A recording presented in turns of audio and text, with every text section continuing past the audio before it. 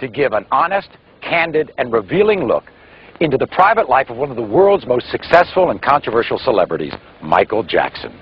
The revelations were explosive. The ratings were enormous. But Michael has claimed that what TV journalist Martin Bashir presented was a twisted and edited construction of scandal and innuendo, not a true representation of the interviews that actually took place. In the next 2 hours, we're going to give you an opportunity unprecedented in the history of television. We're going to show you footage that was never intended to be broadcast.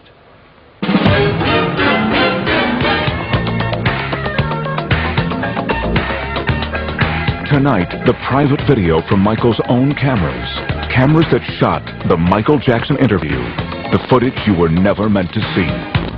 As much as I do not speak about my family, I will. Right now. For the first time, Michael's ex-wife speaks out in public. My kids don't call me Mom because I don't want them to. You'll find out what really happened during the astonishing incidents with his children in Germany.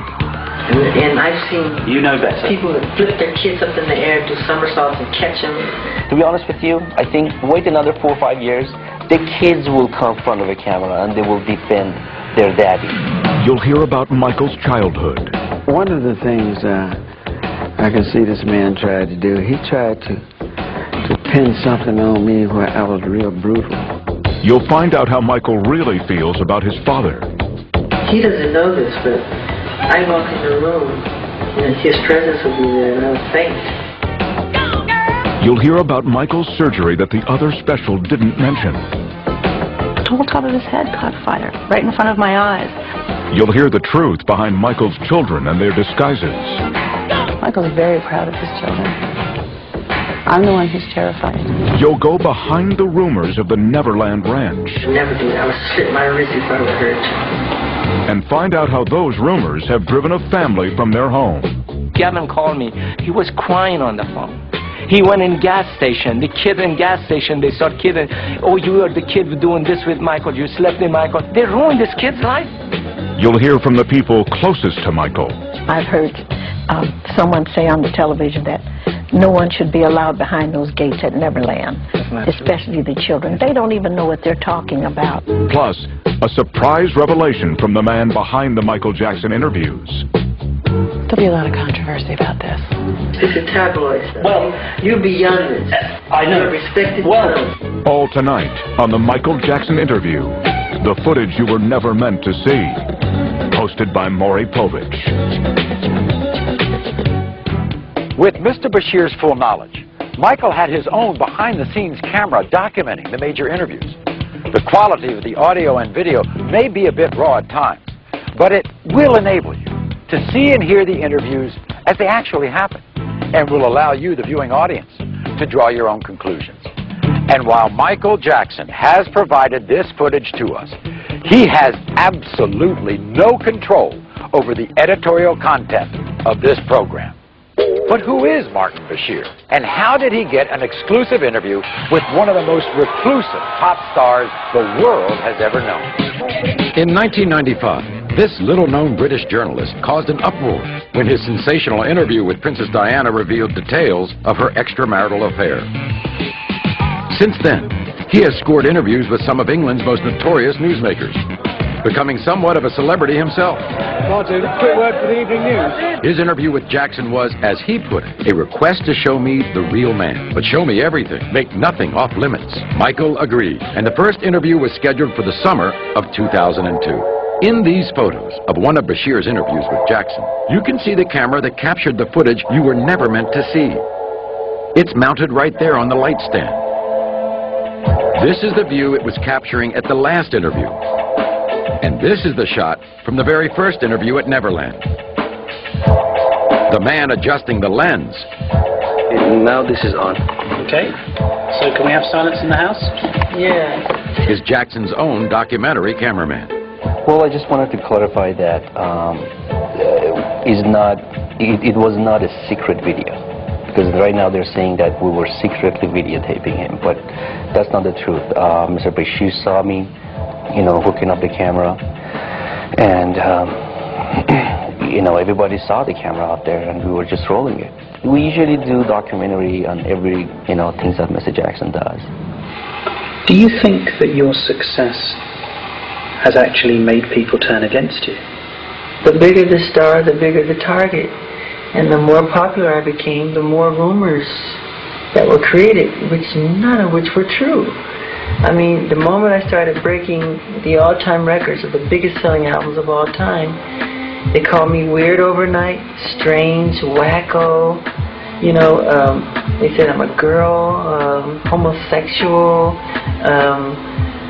He wants to buy the Elephant Man bones. He sleeps in a hyperbaric chamber. None of that stuff is true.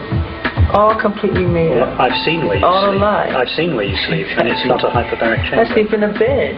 I mean, people would be so surprised how normal and simple the way I live.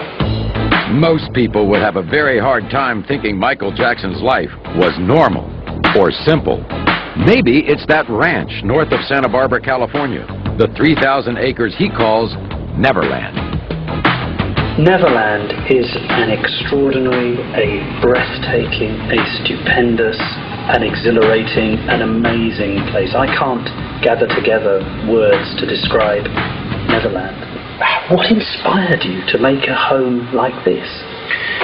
What inspired me? It was so easy because it was me being myself, creating things that I love.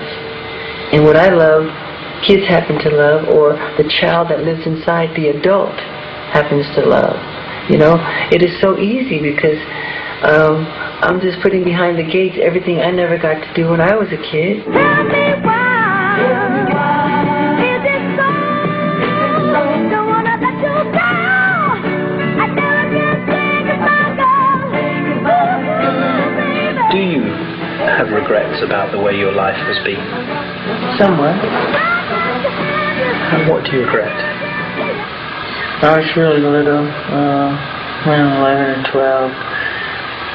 I was under contract with Motown, and I would have to go to the recording studio. I had to go and make these albums because the summer tour was right around the corner, and right across the street from the recording studio was a ballpark, and I could hear the kids, you know, the roar of the crowd and playing and catching ball and having fun and playing tennis. And some of those times I so passionately wanted to just go over there and just play a little bit and not go to the recording studio and sing. Just to, you know, have some fun with the kids.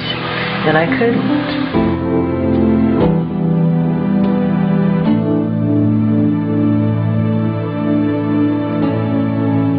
People say, why is he always with children? Well, I was raised in a world with adults. When kids were playing in bed sleeping at night, I was up doing clubs. I was doing club dates, 3 in the morning. The striptease would come on after us. You know, we were performing. And we didn't have friends. My brothers were like my friends, but we worked. There was no Christmas. There was no birthdays, and we were very strict Jehovah's Witnesses. So I'm compensating. Nature makes sure that I compensate for the lost. So when you come behind my gate, you'll see amusement parks, you'll see animals, you'll see everything I never got to do. There's candy everywhere. It's fun. While Bashir and his crew were here at Neverland, they got to witness what has become an almost weekly experience. Busloads of children, some from the inner city, some orphaned, some terminally ill, but all of them escaping their reality to spend the day at Michael Jackson's creation.